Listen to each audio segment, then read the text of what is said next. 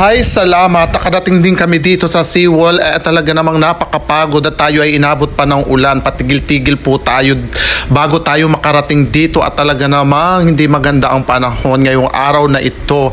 But anyway, ulan lang yan. Tao kami at bakla kami kaya ito ay nakaabot kami dito. At kung mapapansin, ang ganda ng view dito mga kabutbot.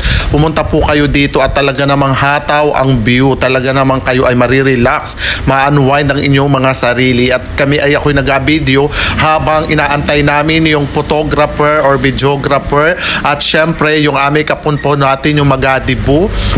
Akala namin kami ay nauna na dito, ayun pala hindi pa nadating. Baka siguro may mga dinaanan pa pero okay lamang para kami ay makapag video muna at makapag vlog dito kasi ay maya maya po pag dumating yun ay kami ay mag-makeup na at syempre i-retouch natin, bibihisan natin at i-assist natin yung batang ipo-photoshoot kasi siya ay mag-devo this coming November 4 or 24 ata yung kanyang devo. But anyway, talaga namang napakaganda ng kanyang napiling lugar kung saan siya mag-photoshoot. Ay kung mapapansin nyo si Kabutbot, ayan ang pagpa-imid-imid at saka pagpa-post-post dito. Ayan, makikita nyo yung lugar, napakaganda talaga. Ayan na nandito na po tayo nga, hindi ko na pinakita yung pagdating ng ating mga client. At guys, start na po tayo maya-maya ng ating photoshoot. Ayan.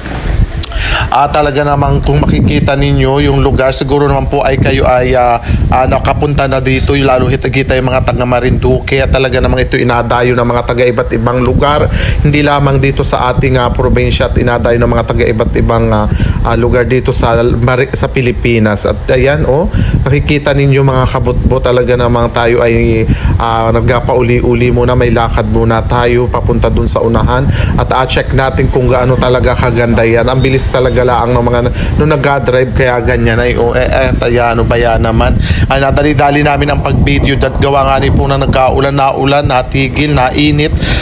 Medyo hindi maganda ang pakiramdam ko at gawa nang nauulanan ako. So kaya nung layo ay kami galing pa ng bayan ng Santa Cruz para makaabot lamang dito sa SeaWorld. Parang lampas kami ng 1 oras bumiyahe ni Kiana. Kasama ko si Kiana, nakamotor lamang po kami kaya yun medyo kami ay mabagal ang pagpunta dito sa SeaWorld. At talaga namang ayan po makikita ninyo, tahimik ang dagat, ang ganda ng lugar at pag natapos siguro ito at saka puno ng ilaw ay napakagandang lugar at nakamagandang pasyalan. Napaka po nito, nakaka-relax. Talaga naman kasi tabing dagat ito, kahit malayo ay talagang sulit ang pagpunta namin dito. At ayan kami habang nag-aantay ng aming mga kliyente at ng ating make-upan ay talagang kami ayanong paggagala muna ayanong pag-drive, pag-video para lang may maipakita ko sa inyo na talagang ganito kaganda ang lalawigan ng Marinduque. Napakarami ng mga beautiful spot na pwede niyong puntahan o pasyalan at talagang babalik po tayo papunta doon. Ayan. Tingnan po yung dagat, napaka-aliwalas, tahimik, kahit medyo makulimlim ang panahon pero maganda na yung panahon ngayon.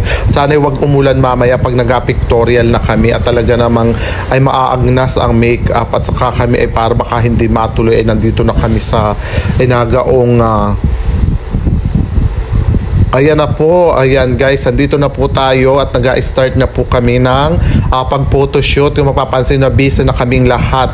Nandito kami sa kagubatan na kung saan ay talaga namang kung makikita nyo yung outfit ng ating magadibo, yung pati yung ina ay katulong na sa ayos ng damit niya. At ayan, talaga namang pairing ang dating ng kanyang team.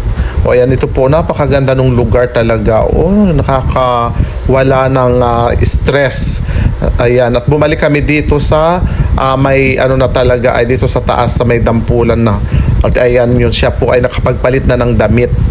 Pinicturean ko lang po ng binidyo ko lang ng tigkakaunti at maipakita ko lang sa inyo. Ang purpose talaga dito ay maipakita sa inyo yung lugar dito para ito ay makita ninyo kung gaano kaganda. Ayan, napaka-busy nating lahat ngayon. Oras po pala natin ngayon parang 5:30 na. Ito yung pinakang last part na. Ayan, thank you so much for watching.